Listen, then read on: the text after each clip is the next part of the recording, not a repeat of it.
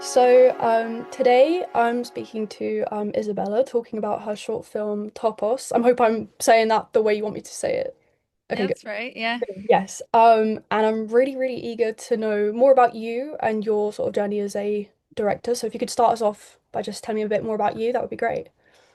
Yeah, absolutely. So I've been directing for 5 years. This is my fifth film, and it's my first kind of film in this sort of format. It's a poetic documentary. So it kind of toes the line between kind of experimental film and I guess traditional documentary, true story type storytelling. Um, My practice overall is really engaged in kind of a set of core themes. I would think a lot about history and personal history, where we come from as a society or culture, but also our personal history, the people that kind of make their marks on us as we kind of go through our lives and the places that we've been and the things that we've experienced that kind of make us who we are and shape us. Um, I'm also really interested in our kind of relationship with heritage. So how we think about our own past, again, both as like a collective and as individuals. And then the kind of embodied ways that those things are practiced. So I'm really interested in craftsmanship. I'm really interested in tradition, food, all the ways in which we kind of carry those memories forward. And Topos is kind of the sum of a really long, almost lifelong, I guess, journey kind of thinking about my ancestry in the south of Italy and my kind of relationship with that land. Um, Having not grown up there, I grew up in Canada, but always feeling this sense of connection to it and feeling that sense of connection kind of compound the more I learned about it and the more kind of family members I lost, if that makes sense. Hmm. It kind of became this anchor point for me. And so, having thought a lot about heritage on kind of bigger scales or more general scales, Topos is sort of the project where I kind of turned the lens a little bit inward and thought about my own story and how I wanted to kind of tell it. Um, yeah. Yeah, no, I think that's really interesting because when I watched the short film, I got like a lot of I could tell you put a lot of yourself into it, if that makes sense. I think when I read sort of your biography and learned a little bit more about your motivations for the short film, I think it really shone through. I think especially how much you wanted to explore like your memories and your past. And I think that's always like it takes a very bold person to be able to do that. So I really like I always connect with people who do that kind of thing. So I really, really enjoyed watching that. Thank you. You're welcome. I was wondering what films or documentaries sort of inspired your like process of making the film because yeah, I think, there's so many films and documentaries out there that like, capture these like beautiful landscapes. Um, things like Portrait of a Lady on Fire, things like that. So I was wondering, yeah, what sort of inspired you as you were making the short film?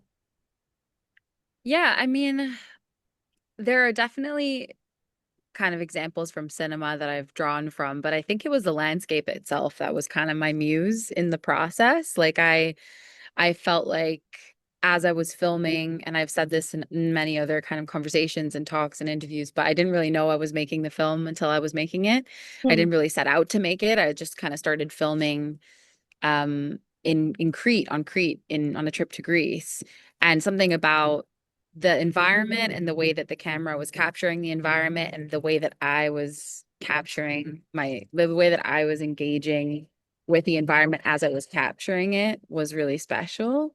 And so I think that's what really inspired me, and definitely from like a sound perspective, just like the full immersion of the crickets and the bugs and the hold on one second. Do you need me to leave? Okay. Um the crickets and the bugs and the waves and the wind and all of those kind of elements that were just very like animate and alive in the landscape was something I really wanted to articulate in the final piece. And so it wasn't necessarily like, I think in this way it was very much kind of a documentary in that it was an attempt at truth. Like I wasn't trying to make it something it wasn't. I mean, I do use those elements as a device, like they become the kind of voice on the wind that I talk about in the intro is is sort of the voice of the mother, the voice of the past, the voice of the kind of self inside, um, the voice of memory, but at the same time, it is the literal wind that I captured kind of on site. So it's sort of both of those things at the same time. I really love Alicia Rohrwacher's films. And it's funny, I didn't actually watch her discography until after I had shot it already. And so people tell me a lot that, I mean, it's such a compliment with it when people say that the film reminds them of her work.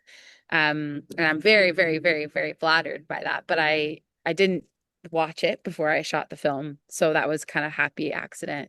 I guess it's just kind of the Mediterranean Italian aesthetic that kind of shines through them both. But I really like the way Alicia talks about the past as well, and her kind of like conceptual, the way she conceptualizes the fact that the roots underneath our feet are alive and like plump with blood is something that I really feel is true for me too. And so perhaps it's that. So I think it's not just the aesthetic, but also her kind of themes Yeah. that I really relate to.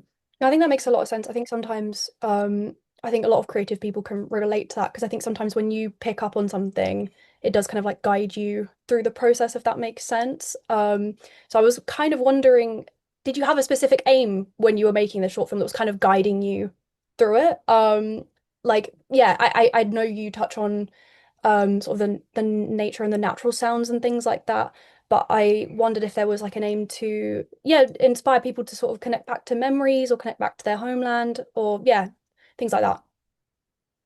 It's a really good question. And I think, I don't think I've ever really said this before in any interviews, but I think it was a process for me. Well, it was really hard. Making the film was actually really hard for me. Hmm. I I felt like there was a lot of beauty and excitement. Obviously, when you kind of are putting images together, especially editing, it's kind of this like magical portal that you go into where all the kind of pieces start to fit and you kind of start to believe in what you're making as you go along. Yeah.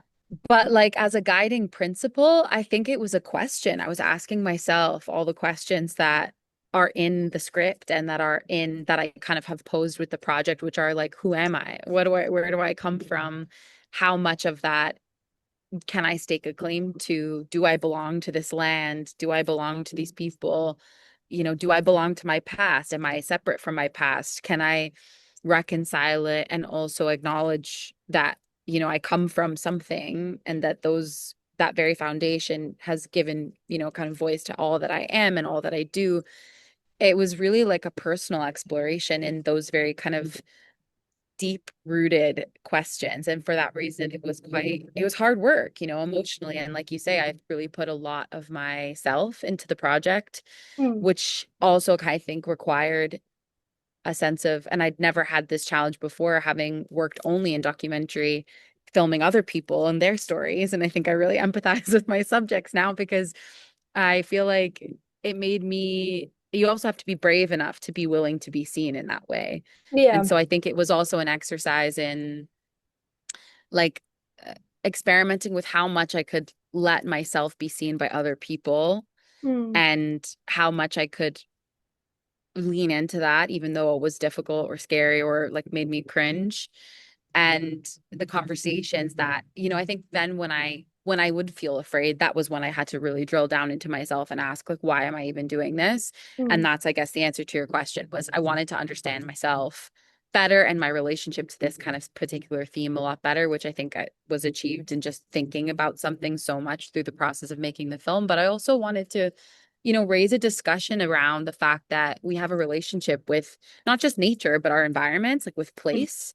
And, we're in an era of mass migration, both for chosen purposes and for not chosen purposes. Forced migration is rampant, as Yeah. is kind of globalization, moving to cities for jobs, all the rest of it that a lot of us can relate to. Hmm. And I just kind of wanted to shed light on, and I was curious about like what is there something else that we're missing? We make those choices when we have the privilege to decide that for ourselves. Hmm.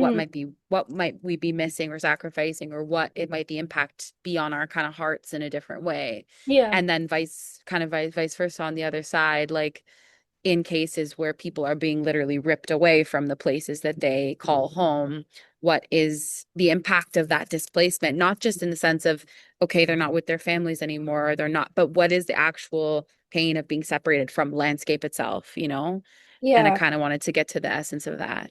Yeah. Yeah, I was going to ask you about that because I was curious about how important it was to you to sort of touch on sort of the geopolitical state of the world at the moment because it is a very confusing, scary time just seeing it on the news, but obviously for those people living in these, very volatile situations, it's like horrendous. So I was wondering Mm. how it felt for you, like, in combination with your own personal history, combining it with, yeah, these sort of discussions on like, yeah, bigger topics. How did you find bringing that into the actual film itself? Yeah, I mean, I wanted the film to kind of be like sort of relatable on different scales. So whether you're somebody who's chosen to move from a city to a different city, or whether you're somebody who's chosen to move from the countryside to a city, or whether you have a family history of immigration, or whatever kind of level you might have experienced. I mean, I don't know if this is something a little bit too, let's say, I don't know. I feel like I have had people respond to the project that have been displaced and have said that like that pain is very real for them too. So there's a part of me that almost wants to defend it and say, oh, it's frivolous. It's like it's the last thing that people are worrying about in those much more volatile situations. But actually, I have had people come forward and say like that's really real for them as well. And I think that was really beautiful, painful, obviously, but I think it's one of those shared pains, you know, it's like something that I think pretty much anyone can relate to. And I don't know that it necessarily governed how I made the film. I think I just wanted to make the film feel both personal and kind of neutral at the same time. Like I wanted to ask these big questions and Yeah. fundamentally pose a question rather than provide an answer, which is kind of what I like to do with all my work. Hmm. Because I don't have the answer. And I think that means that people can kind of respond to that question with themselves, however they kind of choose. Yeah.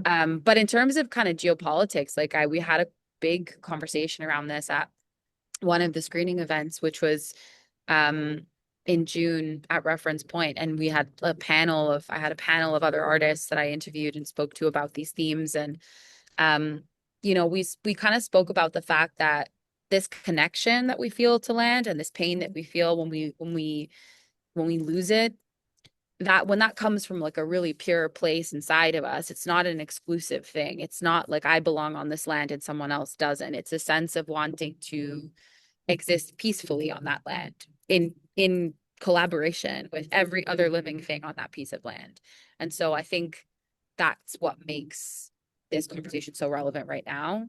Um, and and again, I think it's a very different thing to lean on history or heritage to kind of like stake a claim that you both deserve to be somewhere that someone else doesn't. I don't think it's about that at all. So I just think being very clear that that's not the way in which I kind of want people to kind of use their heritage to kind of Yeah. further those agendas, I guess was something I also wanted to really communicate through releasing the film. But yeah, I mean, I'm just scratching the surface. There's so much to dive into. Yeah. No, I mean I'm just referring to my notes. On the topic of that, and heritage, there was something that struck me when I watched it, and there was a shot of like I think it was driftwood or like really tangled driftwood on the beach, and then there was like the line, "My past feels like it doesn't matter," sort of like read out over that. Mm, Sort of throughout, you kind of mentioned that you're yearning for like a portal to go back to the past and see what this land was like in the past. And I feel like there's like a lot of there's always like a lot of complexities with like nostalgia in the past and things like that and how they intertwine. And you could sort of get that conflict from watching the film. So I was wondering, how did it feel? I mean, we kind of touched on this already, but to get into it more, because I think this is the crux of what you've done. How did it feel to explore that? Because I think it is such a complicated, I think heritage is such a complicated thing for a lot of people, especially nowadays. So I was really struck by how you discussed it. thanks. Yeah, I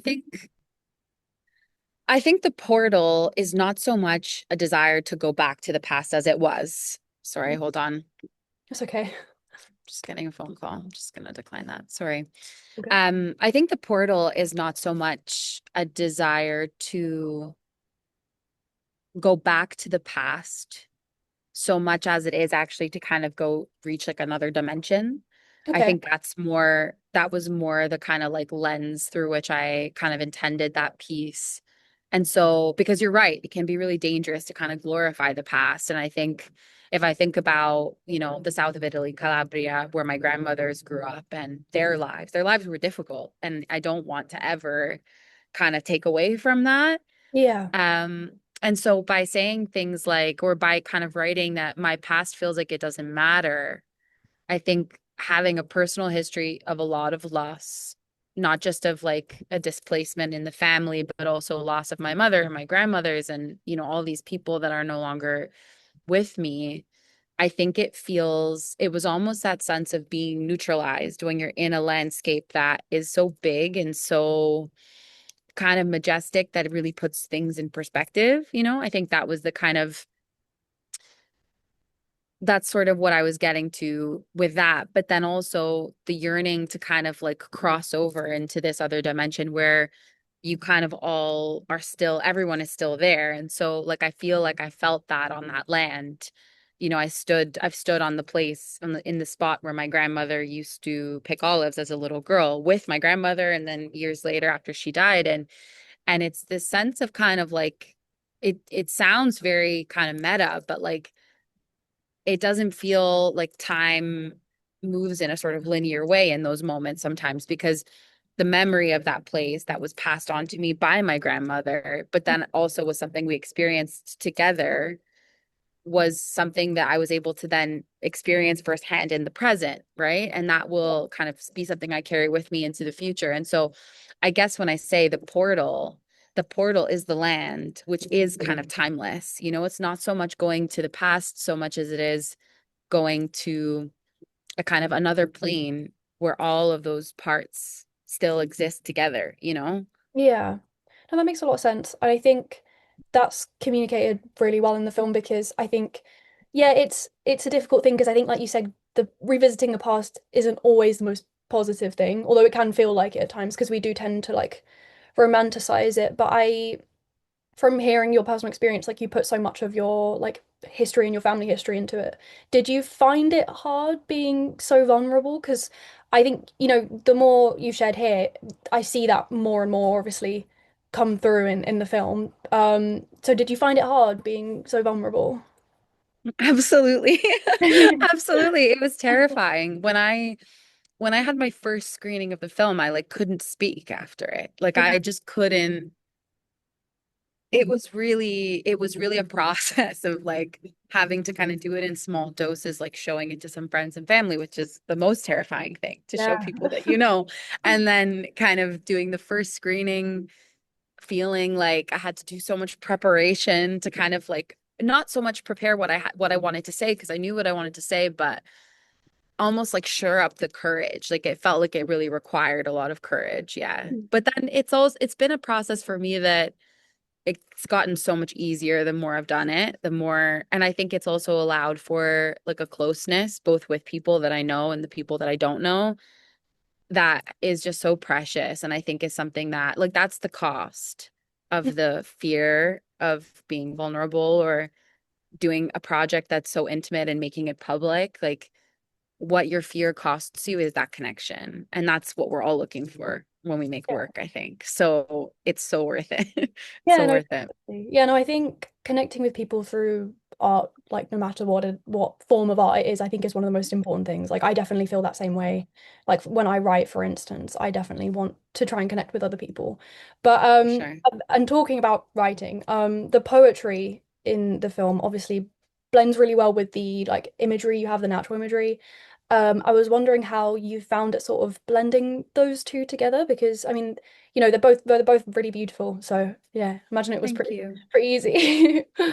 No, I mean, I think I did, I kind of created both pieces together. Like I wrote in response to the land and I chose the shots that I chose in response to things I had written, and I kind of filmed in two chunks. So I Yeah. had the first kind of shoot was very much this kind of collaborative process where I was writing and shooting at the same time.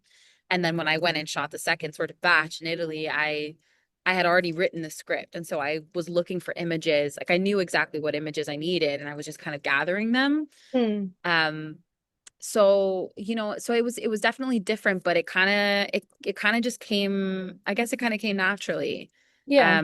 Because I wasn't necessarily trying to write a poem in the same way that I would write a piece that was not meant for screen. Like as far as a poem goes, the dialogue of the film is really simple. Like it's not like a super like dense literary Mm. piece because I do think when you're working with images as well, you can't, I guess, overwhelm. I didn't want it to feel like opaque or difficult to connect with what I was trying Yeah. to say. No, So that I kind makes of tried to use them both to say the same thing at the same time, if that makes sense. So yeah, I guess I wrote differently for screen than I would for kind of the page. Yeah. Yeah, that makes a lot of sense. I think I've written poetry in the past, and I think when you're inspired by one thing, it does kind of take you on like a journey. So I think it makes a lot of sense that you would sort of then connect it with the images that you had in your mind. I think lots of creative people can relate to that in the same way of sort of, you have one thing in your mind and then you know how to sort of weave it in with other things.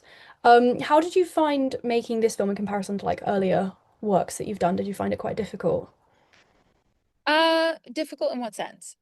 Like, was it challenging sort of composing the whole idea or shooting it? Yeah, just in general, like coming up with creative concepts.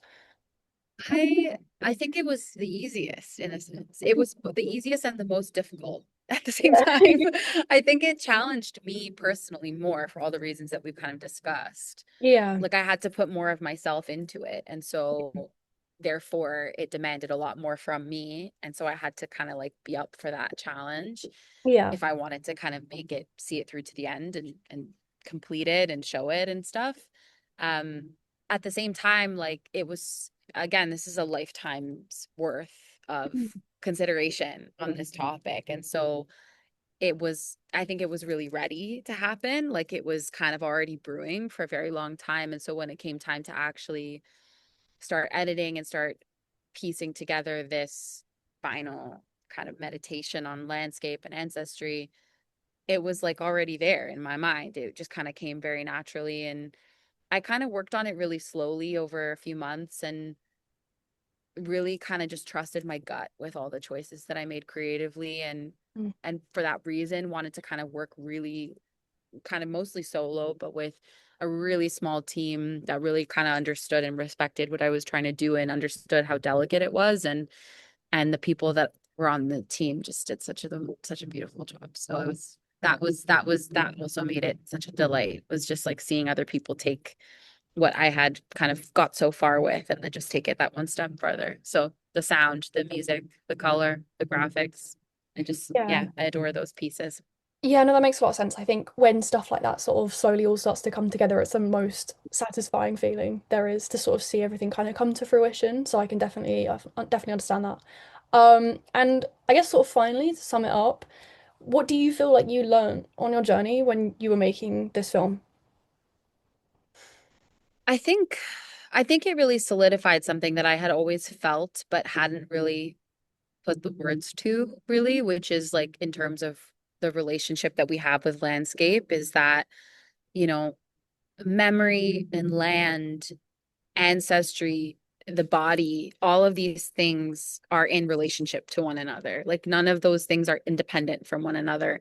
You're not just like a body in a landscape. You're not just like the child of your parents and your parents are the children of their parents. Like there is a thread that kind of links it all together. And I think especially if I think that thread is really apparent when, culturally you look back at more agricultural societies or roots that we might have where we're maybe more engaged in the land, but that link is still there, even if we don't feel it. And even if we're living in cities and even if we never touch grass, like that's still within us. Yeah. And regardless of the ancestry piece, I think it's this sense of like that is that land, that landscape, that memory, that kind of the spirit, if you will, of the people that have gone or the kind of time that you might want to kind of step back into. It's all there. It's waiting for you. You just have to kind of make the space and the time and like again follow that instinct because it's kind of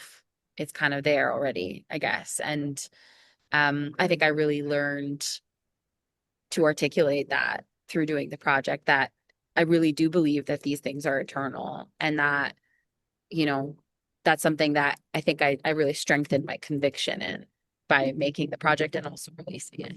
I think, yeah, no, that makes a lot of sense, and it's a super beautiful sentiment, and I think again it really comes through when you watch the film. So good luck with the festival. I hope everything Thank goes well. It's you. been really lovely talking to Thank you so much. you.